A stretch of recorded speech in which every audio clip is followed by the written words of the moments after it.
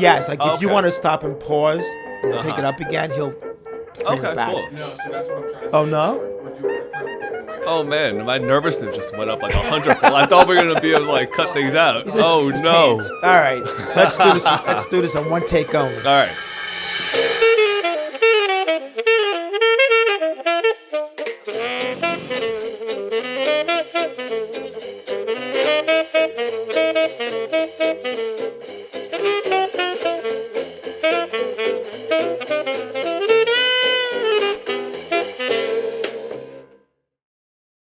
Welcome back to Live with the Adamos, and today we have an interesting guest. I will introduce you in a second. But before we get started, you're probably wondering what's going on here. Yes, today is also Ash Wednesday, and like a good Catholic boy, I did my drive-by ashes, and it's amazing. Whoever thought you can do a drive-by ashes? And now, as my guest, I'm going to introduce you to Ron Chien. We call him Ron, Ronnie, whatever you want to call him. Ron, welcome. I'm glad you were able to make it today. Well, thank you for having me. I'm excited to be on your podcast. Okay, so before we dive deep into it, yes, it's Ash Wednesday.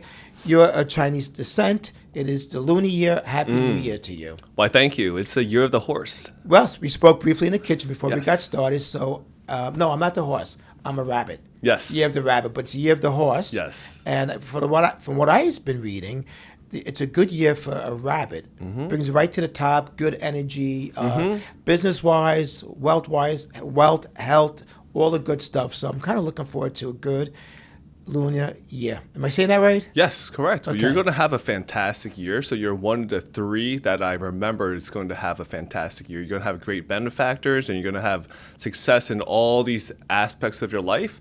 But for me as a tiger, I haven't heard anything. So I guess I'm on the unlucky side this year. Maybe not unlucky, just on pause. It's not your year yet. Yeah. But from what I can see, it's been your years. It's been, I think growth has been very good, and not just like physically and everything like financially. I think just most important is just learning year by year and getting better and being able to adapt and have great people around you. And, you know, it's been a great year, especially meeting you.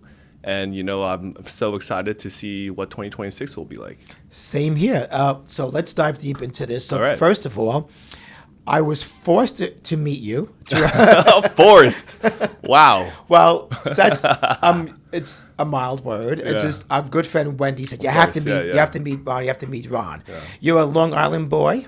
Yes. I call you a boy because you're younger than me, but you're a nice young man from Long Island, and you have a successful story. And Wendy said you have to come and meet, and that's all she said. And if you know Wendy, doesn't give you much information. Yeah. She tells you show up, you show up. So I showed up in Old Japan, actually, at Yeah. one of her houses that you're renovating. Yes. And I was impressed by you. Your mannerism, your energy, and I know a little bit about your story, and that was enough to say, hey, I need you on my podcast. So let's talk about your story, where you are, when you started and where you are today. Name of your company is called The Five Horsemen. Yes. How appropriate with the, I know. as we spoke earlier about the lunar year Yes, and the yeah. Chinese zodiac sign that it's a year of the horse. So maybe in that respect, this is a good year for business because it's a horseman, right? So before you started your own business, what were you doing? Wow. So I think I graduated college and I was in between jobs. And, you know, for a long time, I was doing a lot of wholesale distribution. You know, we had a lot of import-export from China. Were we importing commercial pieces? So we're doing more Materials? electronics. So back Electronics. then, yeah, there's a lot of electronics going around. We were doing like power cords, telephone cords. Back then, there was a lot of charging cables. And that was just like some of the lines that we were doing. And during that time, I was starting to see that the market was changing. So I kind of got out of the whole industry. And What year are we talking about? This was 2010, I would say, right around then, 2010, Okay, 2012. So almost 16 years ago. Yeah, right around then. Right out of college. Right out of college. Your first job. Yes. But I was actually doing that during college as well. So, you know, afterwards, I actually did a full-time position over there. and I was kind of leading all the operations. In China? No, in the U.S. In the So US, we okay. were importing from China. Gotcha. So I would fly out there every often. There was 2 shows a year in Guangzhou. It was every April and every October. So I'd go there and meet distributors, manufacturers, all those people. And from there, we'll import products and then we'll wholesale them throughout the whole United States. We'll wholesale it down south in the Caribbean, Jamaica, South Sounds America. like a lot of responsibility for a young man. It was, but I think I kind of grew into that position. Like I've always had an urge to just do things, whether it was right or wrong or good for my career or not. It was just more like a responsibility aspect. So from there, after everything started to change, I was applying for 2 things. One was my MBA, and the other one was culinary school. Really? Yes, French Culinary Institute in New York City. Did you ever do that journey? No, I didn't. So in between that, You have a that's kind passion of what happened. for cooking? I love food, and That's that's what we Oh, connected. actually, we did connect. You spoke connected on about food. food and restaurants. We'll get to that. We'll definitely have to put that into this 100%. segment. Yeah. So continue. So out of college, what school, by the way?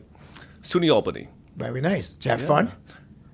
Too much fun. Let's say I stayed there a little bit too long. How many years were you there? 5.5. The extended plan. Yes, the extended plan, but I ultimately got out. Did mom and dad say it was enough? They weren't too happy because both my sisters went to Ivy League schools. My older sister went to Brown University. My other sister, she went to Emory.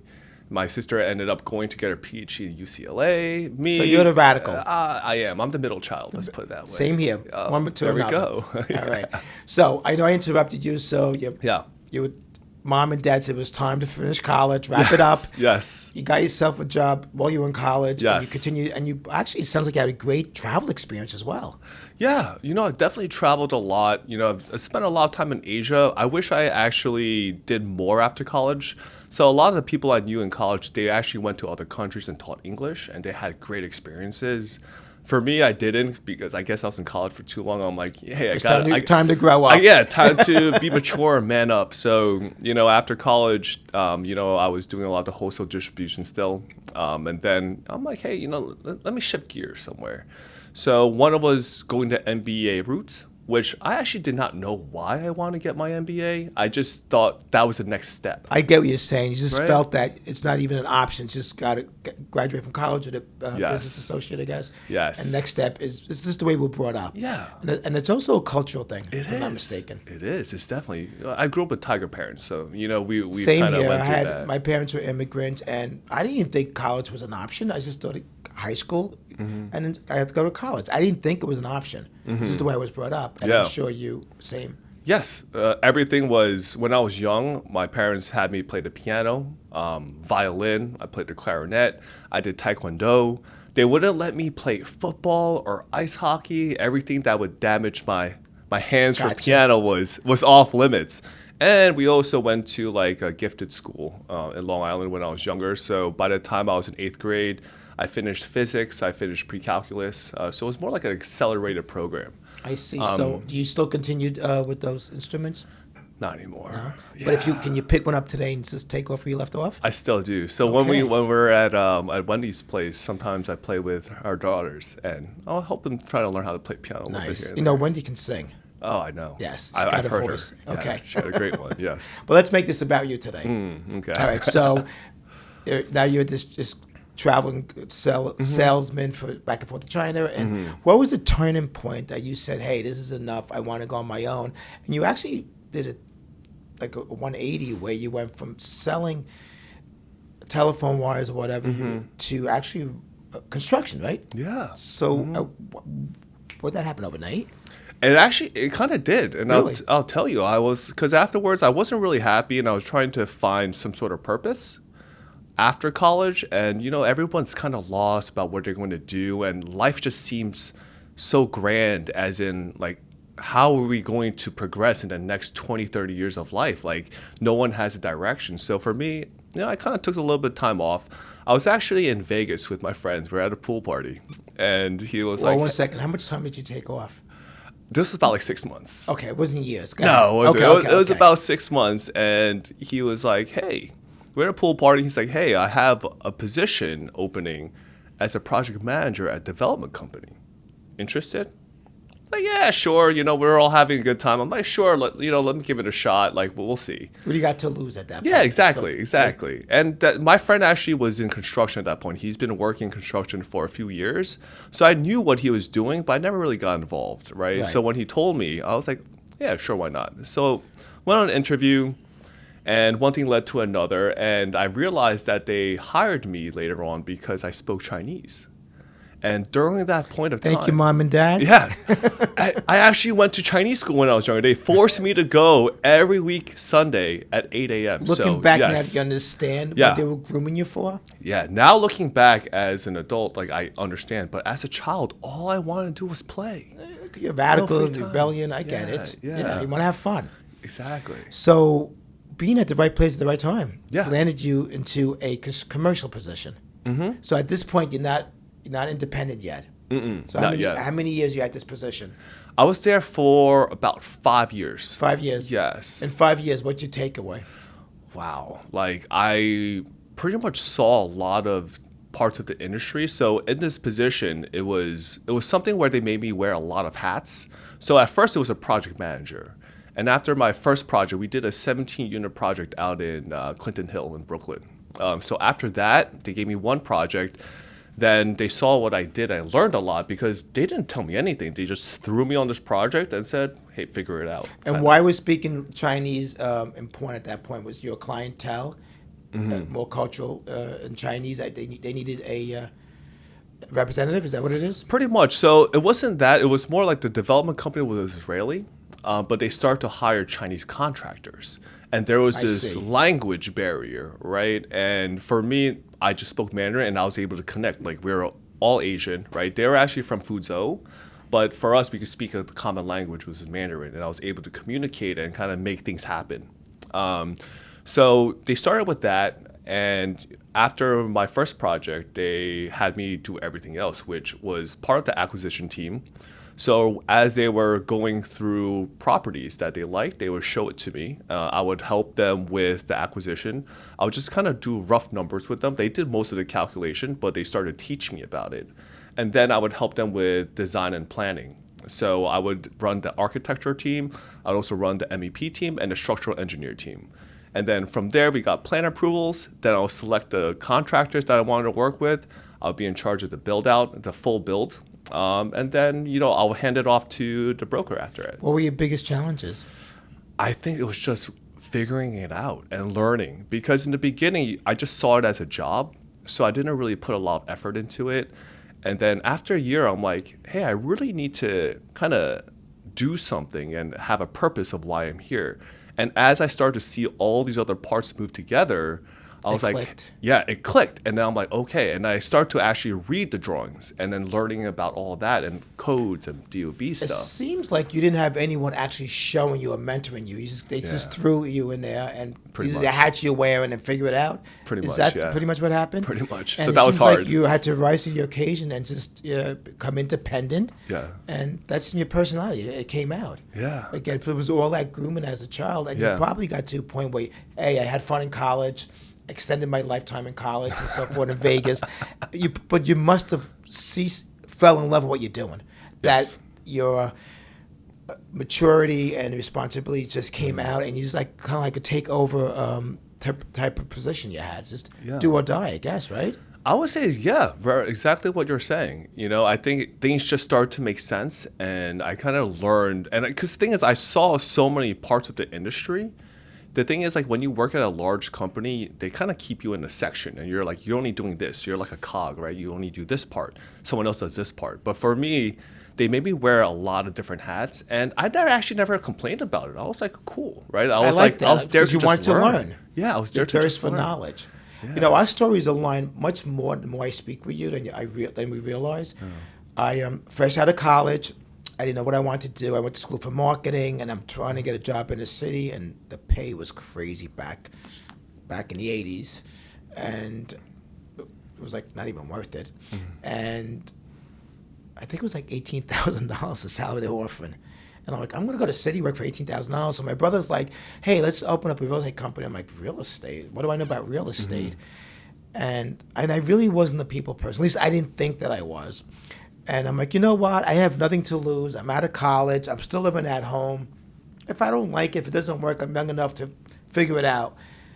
Kind of like I got thrown into it, and then I just had to grow up. So very similar to what you had to do. But you always seem like a great people person. Like you have fantastic people skills. Like when I first met you, I was like, wow. I told Wendy after, I was like, wow, he's so great at speaking to people and talking. I was like, I need to learn some of these qualities from him. Really, I thought the same of you. I don't see that. I don't see that in myself. I guess what we are a hardest critic. I tell people that I'm shy, and people don't believe me. No, I don't believe you. I think I'm better one-on-one. You put me in front of a crowd, I just can't do it. I just. Well, you have a lot of crowds right now. They're all watching. Yeah, but maybe we have to edit this video. I don't know. But anyway, this is definitely not about me. It's really about you. I'm impressed with your story and your choices in life and how we met. There's a reason why we met. And I think maybe, again, let's tie it into the lunar year in 2026. Yeah. We met last year in 2025 as an intro through Wendy, who I've been friends with her and her family for, I don't know, 15, 20 years. We've done a lot of real estate. They're very loyal to me. I get where they're coming from. They do respect me, and it works. And we met for a reason. So I think in 2026 we're going to do a lot. Yeah. So now let's get back to you. So you got this job wearing all these hats. What was your turning point where you said, hey, guys, thank you very much for the 5-year opportunity, for the lessons, the tips, the knowledge. I want to do something on my own. What triggered? And how did it go? So there's actually a one big turning point. So during that time in the company, they were rapidly expanding. I think at one point I was doing about 10 projects a year. But these projects take about like a year and a half, 2 years. Can you explain what a project means to the audience, basically what that means? Sure. We're talking about commercial or residential? Like commercial residential. Commercial? So a lot of their projects were 25 by 100 foot lots, 50 by 100, 75 by 100. Where? In the all throughout Brooklyn. Throughout Brooklyn, okay. Yes. So rehabs, renos, flips? Full ground up construction. Oh, so knocked down and built from this. Yes. I didn't realize that. So new development. New development, all of it. So that's kind of where I learned so much. And, the exposure to just going on site and seeing somebody demo a building, right? The process behind that. I agree. Yeah, and then watching them do structure is actually the craziest thing to watch because you're seeing concrete flow, rebar. There's so many testing and inspections that are needed to even make it past inspections later with the sign-off. So to see all that being exposed, it kind of made things click. It's exciting. Yeah, it's you're like a process. You're definitely the younger version of me. My family's from construction. Yeah. And I think in the early 90s, I said to my brother, my cousins at the time, hey, let's build. I'm always working with builders. Let's get a property and let's build. And we were building 2 families in the Palisades Park, Cliffside Park area. What I liked is how, like you said, we knocked it down. That's nice. I love seeing a transformation going from dirt, a home, knocking it down, dirt, a hole in the ground, the concrete. Back then we didn't use poured concrete. We're doing cinder blocks. Watching the formation of a home, the framing, the walls coming in, and then once the sheetrocks, it just came alive. And this is what I loved. I loved all the different stages from the beginning to the end. Yeah. And I that's exactly what you're telling me right now. I feel like I'm reliving my story. Yeah. I'm telling you. But it is exciting. Unless you do it, you don't understand the passion that someone like us have gone through, that why we love it so much. And I still love it after so many years, and I hope that you will continue to love it in your golden years. I still do, but the thing is, I've also... Well, you're far away from your golden years. Oh, I think I'm close. My hair has been gray it's graying so much. Like, if I never do it, it's just like streaks of gray. Right. Well, you can get away with it. Yeah. So now we were talking about where you were about to go on your own. What triggered and said, I want to do this? So, I learned a lot from them, and then as they were rapidly expanding, they started to they wanted to hire somebody to manage all the project managers, more like a project manager executive. And instead of talking to us and asking us how this would work, they just brought someone that they thought they could trust from Israel. And the thing is, he knew nothing. So the thing is, when someone doesn't know anything about construction... He's also a stranger here to the environment. Exactly. It makes a difference. Yeah, it does. So it's not about where he was from. It's more like he didn't have experience. And when he came in, he kind of disrupted everything. So everything became much harder to build because he would question everything. And rightfully so, you should question. But to a point where it's like you're not being able to perform the work and jumping through hoops. And he would kept not paying people. So you think his style of management was poor? Correct. So you went from someone like you that was hands-on, that knows the people, the places, and what's going on, and the shaker and the rock and roll guy making everything move, to someone coming questioning everything, and now on top of that, not paying. Yes, and as as a contractor, were you losing laborers and contractors at this point? Yes, contractors were not doing things because of all the money that was held back, and rightfully so. And then they would be like, well, if they're not going to do it, then kick them off and find someone else. But I'm like, that's not how you do things. Was that his management or from the top? I'm pretty sure they were both on it together. So the top trusted him too much. I think so. I can't really tell you 100%, but of course, somebody it seems like must what know. you built, he destroyed. Yeah. Literally. Yeah, and during that period of time, all the contractors that I knew and also other project managers, their contractors all just left. They were like, we're not. So were you working alongside with this man? Yes, because I had to report to him, and gotcha. So all my he pay was your applications. superior. Yes, correct. And after that, after that experience, they were giving me a few more projects, and I actually met with the ownership and said, hey, respectfully, I'm about to leave. This is going to be like my 2-week notice. And I told them, hey, if we want to continue working together, that's fine. But what I'm going to do is I'm going to focus on my own construction company. And that's how I branched off with them. I said, I'm going to do my own construction company now. They can hire you. Yes. And I'm like, if you guys want to work with me, because you know that I know your systems, I know exactly what to do, and you know my capabilities, we could have a working relationship that way. So that's actually where I pivoted into construction itself. How'd that go? They had to accept it, right? I could tell very, very distraught. He didn't like it, but he kind of had to roll with it. And, we had a good relationship for the next few years. And of course, my superior Are you now at his the time, competition? Actually, no. No? Okay. There's just too much property. Like, when you're doing brokerage, there's just way too much property out there. That's what I always say. Competition. Yeah. There's so much business out there for everyone out there. Yeah. We don't have to be so cutthroat. It's so much competition, so much, I meant to say it's so much business out there. Just do it right. Yeah. But you have to always think about your reputation. Yes. So through so many years, having a lot of agents, independent agents, work under your name and your license, I felt like I always had to do damage control. And my reputation meant more to me than striking, closing on a deal. Even if it meant, hey, take the listing back, let's part ways in good terms. Don't want the bad review, don't want the bad press. I'll make another sale. So I was always conscious of keeping the public happy with the Adamo name. Yeah. And I think to this day, I hope I can say that 99.9% the public is happy. There's always that little percentage that's not going to be happy, and that's, hey, that's on you. Yes. Right? Because as long as you know you did the right thing, That's nobody could come back to you about it. And I agree. I think that's one of the things I've learned is always operate in good faith, always do the right thing, no matter if it's detrimental to you in terms of monetary value or anything. It's not always about the money. Exactly. It's about the long term. Yeah. And people don't understand that. This guy comes from Israel, a different style of management. He pisses you off. You say goodbye. The 5 Horsemen comes alive. Yes. You're out for the races. Yes. All right. That's where it all started. Did you take on a partner or you're solo? Where are you at this point? At that time, I had a partner, but, we parted ways later on. I would say about like 4 or 5 years later. Things happened. I was naive. Understand. I was a naive man back then, or boy. Well, maybe you weren't naive. You were just kind and understanding. You had to learn. Yes. Sometimes you have to get beat up a little more to really get how things work. 100%. Get slapped in the face a little hard. I'm like, okay, I won't do this anymore. I'm going in a different direction, and that's okay. It's life's lessons, right? Yeah. All right, so guy pisses you off. You're on your own, 5 Horsemen. You bring on a partner.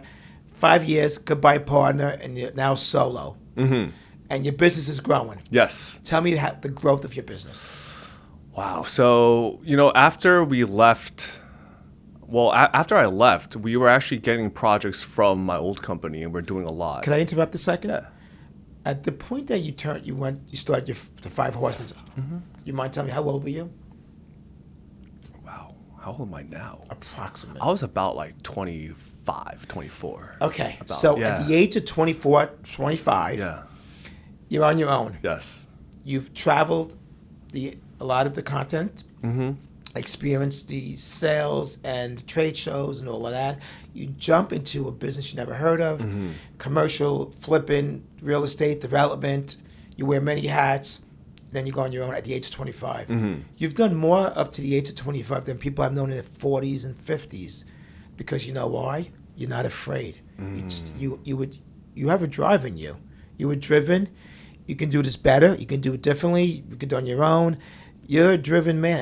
And how old are you now? I'm 39. 39. 40 this year. 39. Oh, it's a good year. It will be. So 40, you're about to hit 40, and you've done a lot. And from what I can see, nothing's stopping you. I love your energy. I think this is why you're here today. Thank you. You have an amazing future ahead of you, just from your experience alone. So here we are, close to 40. You've done a lot. But aren't you proud of yourself? To be honest, there was a point, but what I realized is there's always better. There's always more to learn. So every time I feel that way, I kind of stagnate myself, and then it kind of stagnates my growth. Spoken like a true humble man. And the longer you stay humble, the more successful you're going to be. Let your noise, let your production make your noise. You don't have to go out there and tell people how wonderful you are. Yeah. As long as you're proud of yourself, that's all that matters. So it's impressive. At 25, you have your own company, startup company. How many employees? So it was me and my partner at the time, and we probably had a crew of about 15 to 20 guys. I can't say exactly how much, but it kind of flows with the project. Right, Yeah. it Like changes. depending when you have more projects, we'll have more guys. If it was less projects, we have less guys. All right, so real estate, commercial, development, building, same. You have your highs and you have your lows. Yeah. And I know I've had my lows and lows and lows. Certain years that was just more difficult, and you challenged through that. You've had years that you had your Oh, lows. 100%. Very low. But I have a feeling your lows are over. Because it gets to a point that and you just plan smarter for the days, for the years that are going to be more challenging, so you don't have to feel it. Yeah. Your name, your reputation becomes your brand, and even on the slower years or the rough years or more challenging years, you still get through it because you put the time and the sweat in already. You may not see that, but take it from me, you did. You will, for sure. No, I definitely agree with you. I also think it's just having faith in like people. Faith. And also right now I've grown like a lot of great relationships, but most importantly is having mentors that could help you through life, and they understand much more, and they're the ones that are trying to teach you and trying to push you to new levels that you've never understood previously. Because for me, like where I was when I first started a company and where I am now, I actually realized it wouldn't have happened if I didn't meet my mentor. If I'd never met him, I would have probably have been the same guy, but like a little better. But the thing is, it's He like pushed you. It was in you know him, June. June. June. So has if there's been, somebody that you want to say thank you to, yes, who's that? It'll be June. The camera's right there. Thank you, June. Thank you, June. Yes. That's why he's here today. Yes. I know June. I've known him for many years, part of Wendy's family, and have great history. He's also another impressive, a young man, and Very he's impressive. done a lot. Yeah. He should be our next speaker. Yeah. You can join him. I would love to try to bring him on, but he Can we doesn't like. convince you, June, to come in? I would love to, but you know what? He doesn't like the spotlight at all. I know that. He's always very humble, very quiet, and I learned a lot from him. Maybe there's a way we can bring him in on a low key. I don't know. We'll figure that out. Yeah. Maybe we'll like blur his face or something. Or let's just say snap out of it, right, June? You can at this age just let us just talk about you and share you and celebrate you, right? I would love that. Yeah. I'm going to talk to him after Why this not? podcast, and I'll see. I actually, again, when I met him, he was working for Cushman. Cushman, Wakefield. probably, Yeah. yeah. And now he's also on his own. Been there, done that. He's done a lot. Yeah. But we'll talk to him about another day. Today we're celebrating you. Oh, well, thank you. So you just say thank you to June, and you were talking about your highs and your lows. Yeah. What else you want to say? I would say the lows are only about lessons that I could learn from. But a lot of times in the past, I would say my lows was probably just bad luck, or I try to write it off as something else.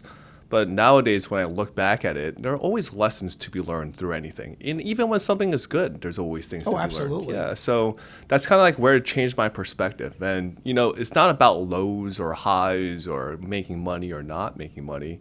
It's about like, why is this situation happening and what can I do to learn from it, whether good or bad. Good or bad is secondary. My family always busts me my chops a lot because I'm that person that if there's a weekend, a getaway, or vacation, or a special event, and I do the same thing with my team, I ask them what their takeaway was. 'Cause I want you to stop and think, like you said, appreciate what I can learn from. Sometimes there were other people that were negative influences or evil, and you learn from that, or you become aware of it. Yeah. So, like, that's my takeaway. I'm not going to go in that direction. I'm not going to do this, or this person is evil, so I'm going to stay away, or whatever. And I always ask what your peach in your pit was. Because we have to stop and think what we didn't like and what we did like. And I think sometimes when you stop and take that moment, it makes a difference. It's like an awareness. I agree. It seems like you're very spiritual. Yes, and it's only been recent. It's only been very, very, very recent, actually. So. Well, maybe not. Maybe it was within you, and then now it's just more aware of it. Because you're getting older. I definitely am. I definitely am. Thank you. See things you see things differently as you get older. Yeah. When you're more mature, things that you took for granted, and then later on, you appreciate more. Yes. Like your parents making you take the guitar lesson or piano and Chinese, Mandarin, or lot. Yeah. Look where you are today. Yes. All gifts, all talents that play into your life cycle, right? And at one point, it was just all complaints because I had no understanding of why they were doing this. Because what I wanted and what my parents wanted for me were very different. Like, I wasn't capable to understand their level of what they wanted for me. It was more of a child looking up to a parent and saying, "This is what I want." But my parents like, "I understand what you want, but this is what you need." And you're lucky that you didn't have parents that gave up on you. oh, wow. Because there are certain parents that they can't take the Yeah. press. Right? That's what a spoiled child becomes. Yeah. And then at the end, sometimes that child may regret that the parents gave up on them way too soon. So, Do you want to know something? what do you say? Thank you to your parents. Thank you, parents. There you go. But I'll tell you something else that it would be very interesting for you to know. And this could be on clip or not on clip, but this is just for you that we could talk about. Is there's a show called The Program on Netflix, and it was about like a reform school that was kind of run by I would say people. It's called like WASP community. And I was actually sent there when I was younger. When I was 16 to 18, I think I was in my high school years, I kind of went out of control. And my parents sent me to this thing called The Program, which is on Netflix. And It's a real it's school? actually a real thing, but it's been closed down since then because Where is this located? I was sent to the one in Utah, but they had other locations in Jamaica and I think Puerto Rico. I think there's a. It's called The Program. It's called The Program. Is this where the radicals go? Yeah. Yeah? It was there to pretty much, the idea was good where they wanted to reform like bad behavior and kind of help you realize things. But the execution, the people that were there made it more negative. But as I was saying, like I did grow up to a point where when I had too much freedom, I kind of acted out and I got sent to this program. But my parents also sent me there. And I know, like looking back, it must be really, really hard to send your child away. Absolutely. For how long were you gone? Like 2 years. 2 years. Yeah. But from Straight? there, Any breaks? no breaks. Like no contact with the outside world. Ron, how nothing. bad were you? I didn't think I was that bad, to be honest, because no matter what happened with like my friends, I had like a conscience inside of me that wouldn't let me cross a certain line. Gotcha. Right. Do you resent that, or you look at it? Are you looking back a little different at this point? I've always looked at it positively. Like even after I got out, my sisters were like, "Do you hate our parents for it?" And I said, "No. I Love think it was that. the best thing that actually happened to me." Yeah. Would you say that was it an all-boy program or mixed? It was mixed, but it was separated where you had no contact. Did you have friends there? I made friends there. I didn't have friends that I knew from home. Well, that's what I meant. Yeah. Once you were there, you made friends. Yeah. And did they did they walk away feeling that no resentment, that they were more thankful, or they had a different experience? I think people had different experiences because if you actually watched the show, they were talking about how people were psychologically tormented or messed up from it. And when I looked at it, and I actually watched the documentary, and I was like, how did that happen? But it also might be like within like your mental fortitude and your mental strength of how you handle things and how you view things. So, I think that might have contributed to it, like everything that we're talking about. What would your day-to-day life be at the program? What would be like? What is it like? Is it regimented? Very regimented. How early you get up? We woke up at 6 o'clock. You have to make your bed. You can't even lay. Like once they wake you up, you're not allowed to lay there. You have to get out and start moving. And you had to clean the entire place. It's like we had one room. It was like 2 bunk beds, 1 bathroom. Everybody shared. Everybody had their tasks. You had to clean everything. Was there education involved? There was education. How old are you at this point?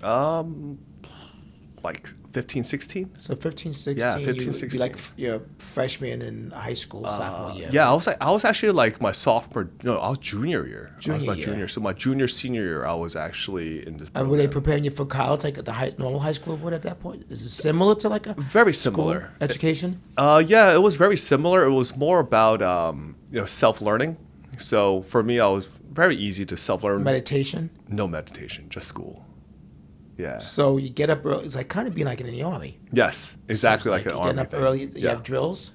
We would just go out, run laps outside, but we played a lot of basketball. I think I loved basketball at that point. So we did a lot of that. We had regimented times of when we were supposed to eat and not eat. How was the food? Horrible. This is why when you came out 2 years, you started experimenting food. Yeah, it was horrible. Is that what you wanted to go to culinary after that? A little bit. I always enjoyed food after that, but I don't really know about the reason. I just thought it was great to experiment with food. So I thought that might have been my calling. So I was like, hey, let me just try it out and go check it out and see what happens. Yeah. All right. So you're there for 2 years. Mm-hmm. They need to be reformed more like the attitude adjustment, probably. Pretty much, yeah. Mm-hmm. 2 years later, you came out with a better attitude? Definitely better attitude, more appreciation for my parents, appreciation for life. When you hang out with the bad people, they also give off that energy and you kind of get sucked in, which is why I kind of related to right now, like with the people that I'm around, especially June. He's helped me elevate so much. You are who you hang out with. Yeah, so if the people you hang out with a bad crowd or negative, you become that character. I agree. Yeah. So just cut it off and go, and you created your own new circle. And you really, I know the 2 people you're talking about are wonderful people, wonderful family as well. Yeah.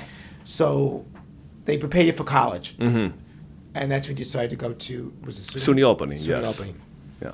So you really didn't see your parents for a while because you were as a young boy, you were on your own. Yeah, and my parents were also very busy too. So the thing is, when we were really young, they were also working really hard for us. So think about I have 2 other siblings. Were they born here or first generation? So they were born in Taiwan. So you're first generation. I'm first generation here. Same. Yeah. You can see the love the immigrants have, that they want to come here and live that American dream, work for it. Yeah. And at any cost. And that's what they did for us. Yeah, and it's more for the kids. They sacrifice themselves so we could have a better life. Absolutely. Yeah. I know exactly what you're talking about. Mm-hmm. I thank my dad and mom every day for what they sacrificed. Yeah, I think I should do that more often. Yeah, I think you're right. I think I'm going to start that now. Good. Yeah. That's great. I like that. Yeah. All right, so today's the day to be thankful. We'll call him right after this, too. I love that even more. All right, so I feel that at the age of 15, you started your turning point to grow up. Yeah. See the world a little bit different. A little bit. You got slapped in the face a little bit. Oh, very hard. Like wake up, snap out of it, and then you started seeing, and you didn't resent your parents. No. That's amazing. Yeah. That you were able to come out with a positive role on this. This is why I think you were impressive. I didn't even know half of this story until today. You should write down your stories because you might forget it later on. Well, I was actually thinking about sharing it, but when you're like, hey, well, you seemed like you had this the entire time, I was like, you know what? I think it'd be good for you to know a little bit more about me. And this is something I would say 99% of people that know me now don't even know about my life. Well, they're going to know now if they Yeah. watch this podcast. Yeah. No children in your life? No children. This is why you should write it down. If there's a day somewhere in the future you do have children, you want Mm-hmm. to pass this on to them. And it seems like you're going to have the same work ethics that your parents have. You're working really hard for your future. Good for you. It's amazing. Is there anything else you want to share with us? Just spread love and positivity. I Okay. think that's what everybody says, but it's true. I Spread think the love it's and great. positivity. Yeah. And I agree. Surround yourself with positive people Yeah. in order for you to move forward in Yes. life and to go in the right direction. Yeah. Anything that's negative, don't partake. Don't even entertain it. Just walk away. Slightly, lightly walk away, figure it out, and then change your environment. It's up to you to do it. Yeah. I think that's one of the things that I've realized the most is everything in my life is my doing. Whether, like, especially in business, whether I choose not to do anything to get business or whether I choose to do it, it's all on me. But in the past, I always thought it was about others and, as I said, circumstances and good luck or bad luck. But ultimately, I'm starting to realize more and more that I have to go do it. I'm the only one that could effectuate change in my life or effectuate change in others or anything like that. So I always say there's no such thing as luck. You make your luck. Yeah. When someone goes, oh, he's not lucky, or he can't make a sale, or he got lucky because he made that sale. Yeah. No, I didn't get lucky because I made the sale. I worked hard Yes. to get to that point to close the deal. That's not luck. That's hard work. Yeah. That's what it is. It is. And I've been hearing that my whole life, and I'm stopping. I said, this is not Yeah. luck. This is not a lucky business. This is where you work hard and you reap the benefits. But So you know, like the your difference business. is like you live it. Like I can see you. Like you have such a successful company and I see you live it. But it's also when you say it to somebody else that needs to hear that, they don't really fully understand. So I've heard it all my life too. But only when I go through it and change my perspectives can I now understand like what you're really trying to say to me. Otherwise, it's just words. Yeah, right? it is, exactly. Yeah. And people just don't get it. But I'm glad you do. I can see you really. So you're going in the right direction in everything in life. Since you're 15 years old, that was your turning point, from what I can see. Yeah. What are you doing today? What's going on in your life? What projects are you working on? So right now, a lot of our projects have come to an end. We're working on new projects and new developments in Brooklyn. We have stuff in the pipeworks in Flushing, Queens, which I told you I would love to show Yes. you as well. I'm going to make my trip out there. Yes, and we also eat good food out there. I know all the best I restaurants. think I told you I sold one of my biggest sales in Malba. Yeah. Never heard of Malba. Yeah. Mind if I tell you a story? No, I had do this it. young couple coming from, I thought the city at the time, but it's from New York, Queens, and I ended up selling, I was showing them homes in New Jersey. She called me one Sunday morning, wanted to see a house in Pearl River. I'm like, because you sell in New York. I'm like, well, I just got my license. Well, yeah, it's literally right over the border where I work. I took them there. I kind of knew the homeowner and the builder, ironically, and we connected. To this day, we're still friends. And I sold them this home. They're like, hey, we really like you, your energy. Would you sell my home for me in Malibu? I'm like, Malibu? I said, I've never even heard of Malibu. And I said, where's that? Queens? She goes, it's not Queens. I could not call it Queens. Yeah. Sorry, Giovanna. Anyway, so I said, let me come and see. And I said, so I go, 2 bridges later, the George Washington, the Whitestone Bridge, and there I am in Malibu. It's like the Ridgewood section of Queens. Yeah. McMansions. Yes. And I pulled up and I'm like, oh my God, how am I going to sell this? It's just a lot, a house. It's big. Like a mansion houses on a are small crazy. piece of property. Yeah. Wrought iron gates and everything. That should have been my first time. So we spoke. I'm like, yeah, I want to do this. Just bear with me. I just got my license in New York. I feel I can sell anywhere, but I need to get familiar with Malba. I'll learn Malba and I'll sell it. So they really had so much confidence in me, and thank you very much. And they took a chance on me. Not only did I list the property, I also sold them. I bought them a $4 million direct buy, cash, and it made me feel good. That it made me solidify that a salesman is a salesman. If you're good at what you do and you love what you do, take me to California. I learned the area and I'll sell California property. And it's within you. It just doesn't matter. It doesn't. Real estate doesn't have any borders, and that's what I kind of. That was my takeaway. Well, That I was have my another takeaway. takeaway actually from that too. Like, yes, that's one takeaway, but just even hearing your story, think about it. Like when they approach you, you're actually honest with them and said, I don't was. know anything. But think about it. A lot of people that do this, they're not. I wasn't going to fake it. But that's what I'm saying. It's right. you. You're the person. And that's why, as I said, like I was very excited. Like when I met you, I was like, wow. Right? You could feel someone being honest or dishonest. And I feel like you always give off that good energy. I appreciate that. I really do. So, no, thank you. But this is really about you today. I understand, but you know when things happen, I just have to say it. Well, I'm here to say appreciate things. that. Yeah. I think this is probably why we connected here. Yeah. So we're about to wrap it up. Is there anything you want to disclose or finish in line? Anything you want to tell us? Well, I would just say for anybody that's looking to get into construction or do work on their homes, I would always say everybody looks for the cheapest of the cheap, and it kind of goes down the line. And you know, there's a certain point where I do understand, but always be aware, right? Like price always hides a lot of other things, and you want to just have people that you trust, because ultimately, that's the most important thing. You know what? Before we wrap it up, we usually send our guests a list of questionnaire, and you did your homework and you filled it out. And I was reading it last night and this morning, and I did read in here about pricing. Yes. And I like what you had to say, and I'm going to see if I can just find that segment a second, where you talk about.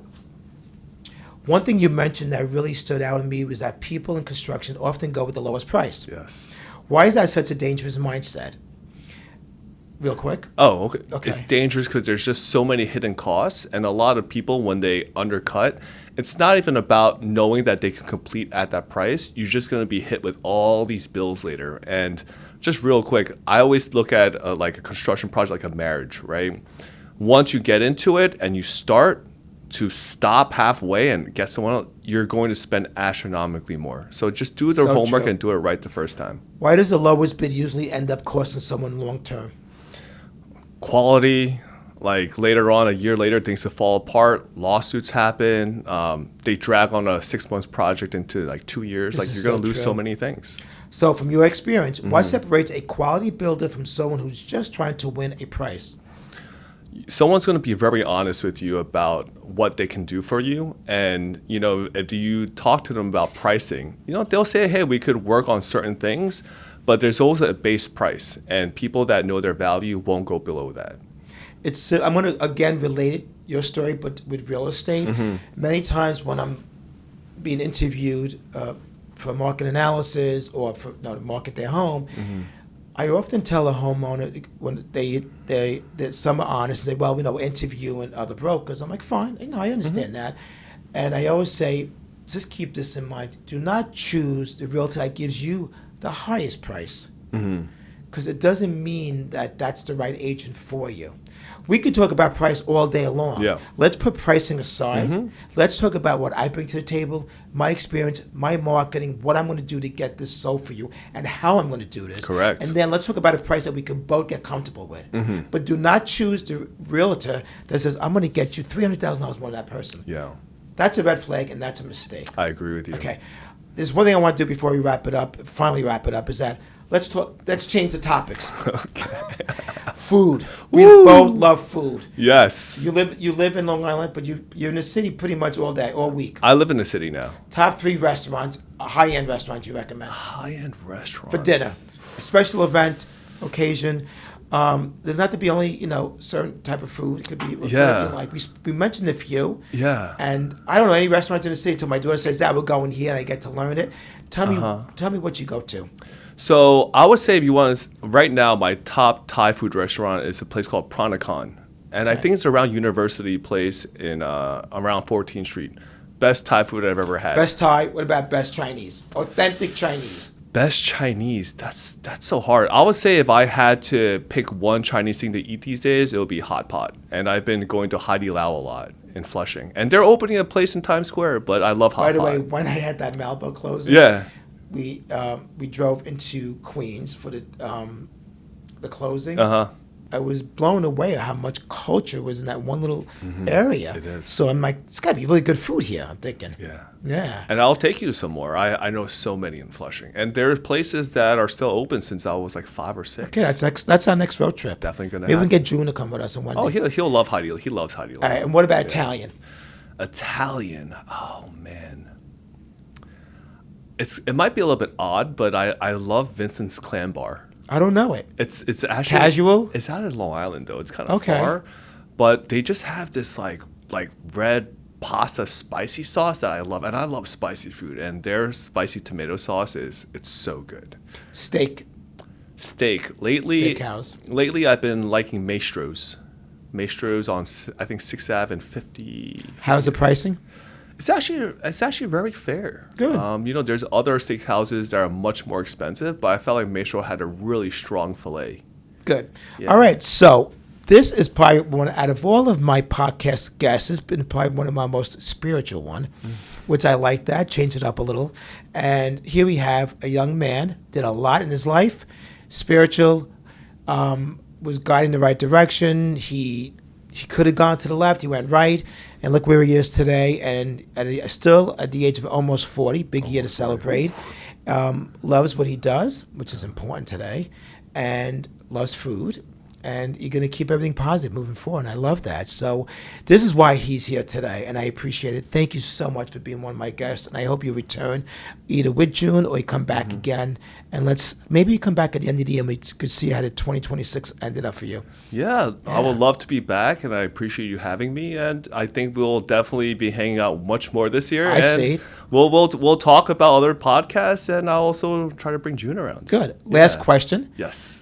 Do you see a future in New Jersey for commercial real estate, for what you do in development? You know what it is? I've never touched the Jersey market much. I've been trying to get into it and do the construction aspect, but it's like a different world, right? In New York, we do a lot of concrete and steel buildings. In New Jersey, it's a lot of wood. But I would love to meet people. I would love to do some developments out here. I would love to get involved in home renovations. As soon as I could break into the market, I would love to do more. There you go. Open-minded. Never close out. I love that. This is why he's very successful. Thank you and have a great day today. Thank you, Attilio.